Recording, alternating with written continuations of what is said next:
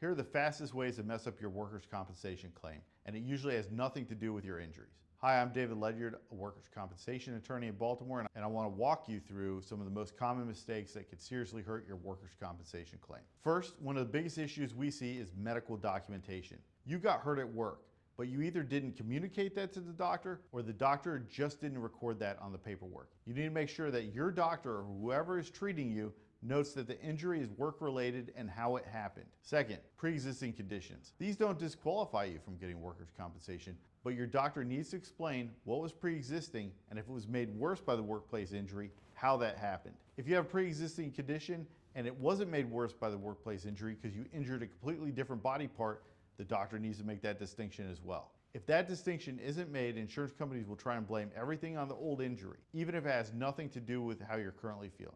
Third, incomplete reporting, especially when it comes to secondary injuries. And by the way, we have a video that is linked below about secondary injuries if you don't know what that is. But if it isn't documented that your secondary injury is caused by the original incident, it may not be covered by workers' comp. And lastly, gaps in treatment. You need to continue to go to treatment.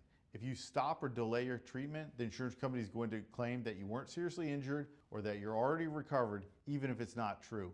It's important to keep up with your medical appointments and continuously seek treatment when you feel hurt. Give us a follow to learn more about how workers' compensation works in Maryland.